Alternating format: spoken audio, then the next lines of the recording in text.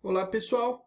Tranquilo? Então, voltando aí, né? Vamos relembrar um pouquinho, né? Nós vimos aí no último vídeo que a tensão, a deformação é igual à distância radial pelo raio, pelo contorno, vezes a deformação máxima.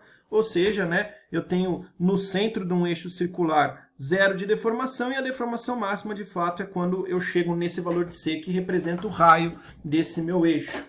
Entretanto, a gente viu, né, que a gente precisa determinar as tensões, né, até para poder comparar com a resistência do material e entender o comportamento mecânico, não só a mudança de formato, que o meu eixo ou que a minha geometria circular vai apresentar aí quando ela for torcida.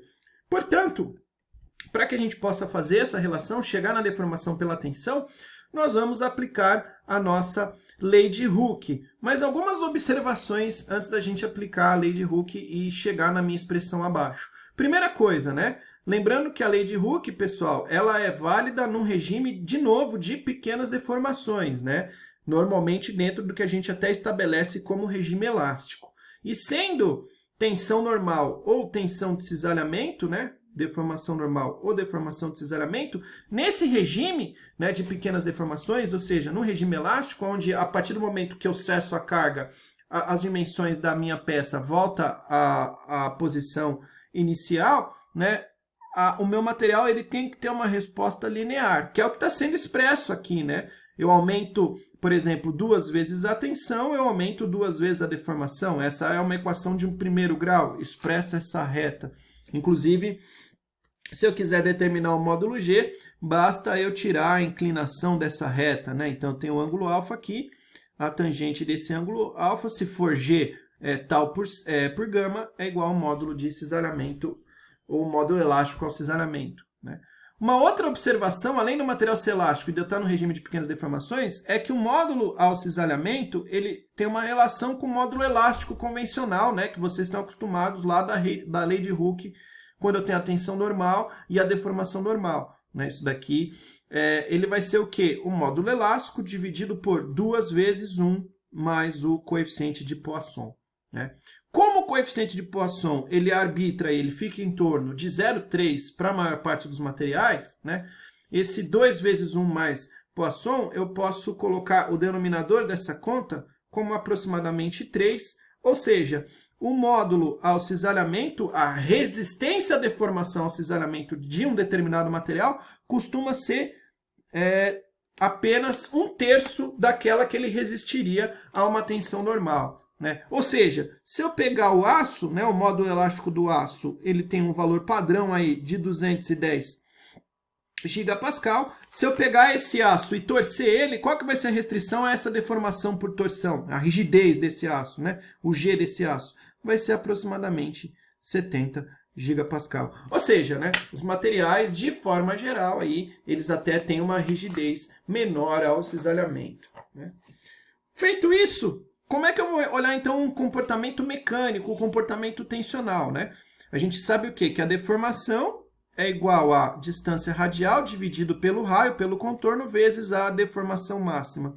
Aplicando a nossa lei de Hooke, fica simples de ver o quê? Que a deformação é igual a tensão dividido pelo módulo. Então, como é que vai ficar? Tensão dividido pelo módulo é igual a distância radial dividido por C, vezes a tensão máxima, né? Se a deformação é máxima, a tensão é máxima, dividido pelo módulo. Eu tenho um fator comum nessa igualdade, né, em ambos os denominadores, que é o meu módulo G. Então, eu posso vir aqui, cortar.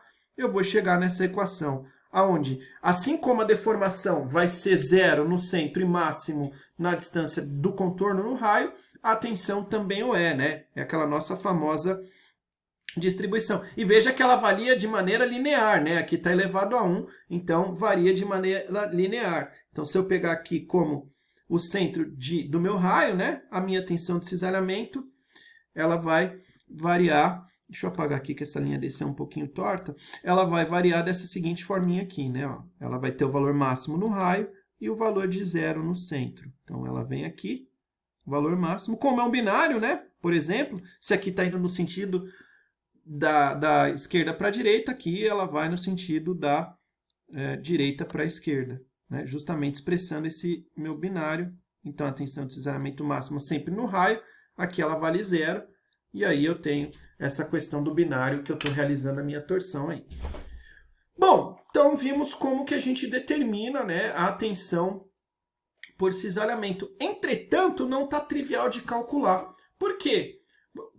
Como é que eu vou expressar, né, tensão é igual a distância radial dividido pelo raio vezes tensão máxima? Como que eu calculo isso? É uma expressão muito importante. Por que que é uma expressão muito importante? Porque eu consigo saber a distribuição da tensão ao longo da distância radial, sabendo que no centro a tensão é zero e no raio a tensão é máxima. Entretanto, eu não consigo calcular nada com isso, né? E aí a grande questão que nós nos fazemos. Então, como que eu posso calcular? Qual que é o grande segredo aí para a gente chegar numa expressão, né, que mostre para a gente como determinar essa tensão, né? Então é isso que nós vamos fazer. Como que nós vamos fazer isso? Vamos lá. Aqui já está a expressão, certo? Só que vou colocar um slide aqui em vazio para a gente poder determinar essa nossa tensãozinha aí, chegar naquela expressão. Então vamos lá, vamos botar um slide em vazio, que é o que eu estou fazendo aqui. E aí a gente já mata a pau aquela minha expressão. Beleza, né? Então, como que eu consigo promover, gerar aí uma expressão que vai permitir que a gente calcule? Lembrando que toda vez que a gente fala de tensão, conforme a gente viu na aula passada, sempre tem duas coisas que tem que aparecer. Quais são as duas coisas? O esforço interno. Quem que é o nosso esforço interno no caso da torção? Né? O momento torsor, que a gente pode representar por T ou MT, e tem que aparecer alguma característica geométrica dessa expressão, certo? Então tem que aparecer essas duas coisas. Então vamos lá, pessoal, vamos fazer isso sem nenhum susto. O que eu posso... né? Nós vimos na aula passada que a tensão de cisalhamento, ela vai ser o quê? O infinitesimal da força pelo infinitesimal da área. Se eu quiser isolar a força, então tem infinitesimal da força é igual a tensão de cisalhamento vezes um infinitesimal da área. Por que eu estou aparecendo com tensão de cisalhamento? Porque a gente já discutiu, né? Torção promove cisalhamento. Então, eu tenho que aparecer com a tensão de cisalhamento. Perfeito? E aí, o que a gente sabe, pessoal, né? Torque é uma maneira de eu falar um momento. Ele é um tipo de momento, né? No nosso caso, até o momento torsor.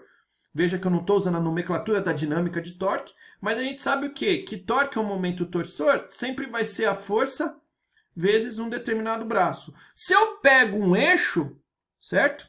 A força é aquela força que está gerando o cisalhamento.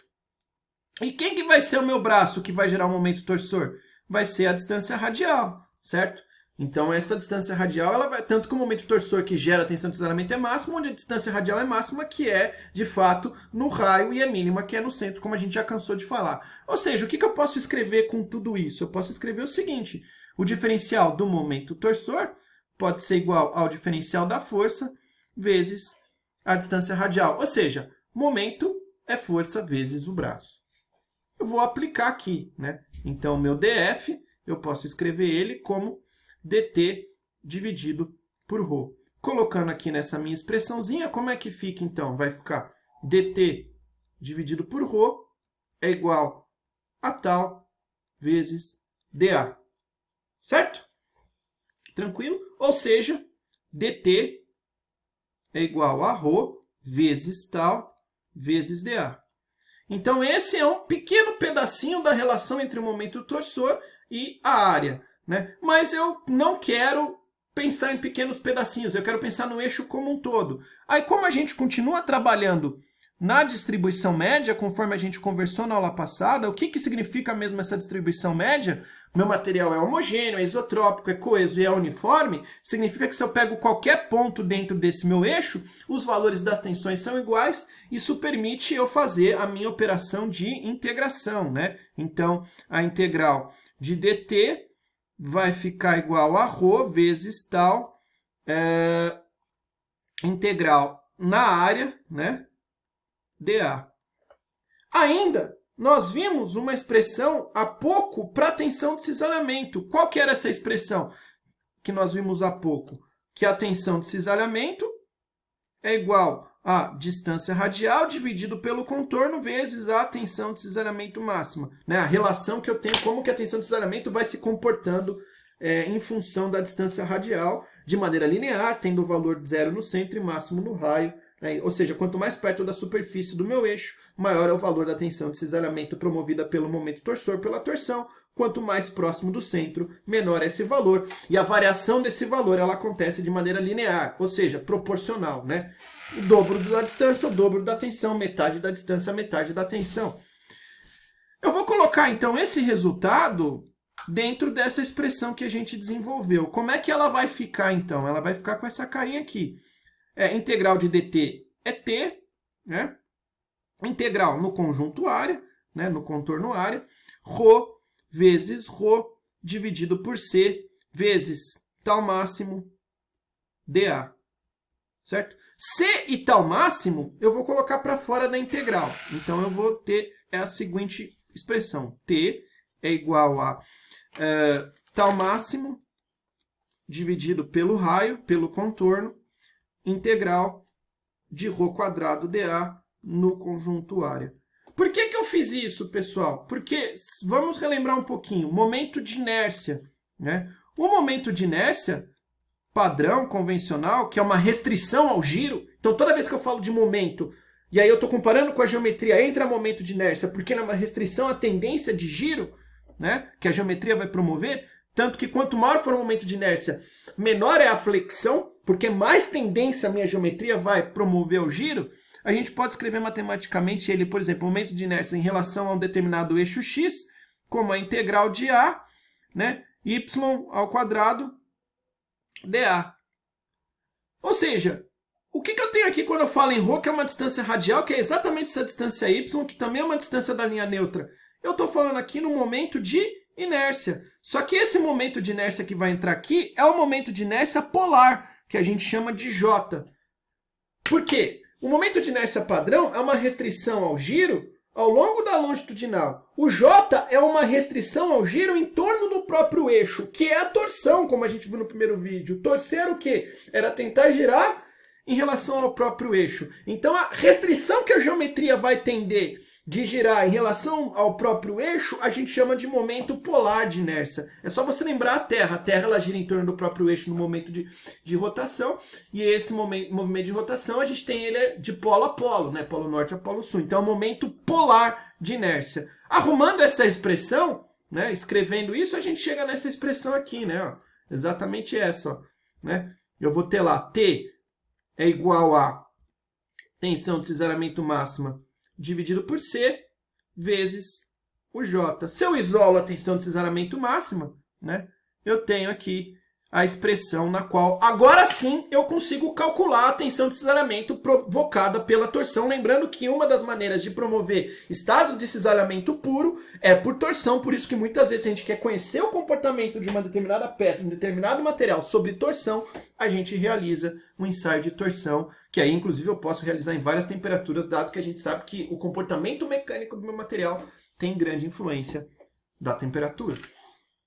Então, ela vai ser máxima quando eu tiver o raio e ela vai ser variável conforme a distância radial. Então, uma outra forma de eu escrever essa expressão é conforme a distância radial, que a gente vai ver a distribuição, inclusive, que eu desenhei há pouco, né? Se eu tô distância radial é 0, a tensão de cisalhamento é 0, né? Então, conforme o quanto que eu vou distar do centro e me aproximar do raio, eu consigo enxergar aí a minha tensão de cisalhamento. Para finalizar, pessoal, uma discussão sobre os momentos polares de inércia, né? Ali, olhando para geometrias circulares. Como a minha geometria é circular e eu só estou falando em distância radial, não faz sentido eu falar de x e de y. O meu eixo sempre vai pertencer ao ρ, então eu só vou ter sempre um momento de inércia. Eu não vou ter que me preocupar, né? Se você lembrar de momento de inércia padrão, eu tinha lá, por exemplo, aqui, yx. E x era o quê? BH ao cubo dividido por 2 e y era b ao cubo h dividido por 12. Eu não vou ter que ter essa preocupação, porque eu só vou ter um único eixo que pertence à distância radial. E aqui já está deduzido as expressões quando eu tenho o que a gente chama de eixo maciço, certo? C é o raio a quarta. E quando eu tenho o eixo tubular, ou seja, eu vou ter um raio externo e um raio interno, já está desenvolvido. Show de bola, valeu, um abraço, na aula que vem, deformação por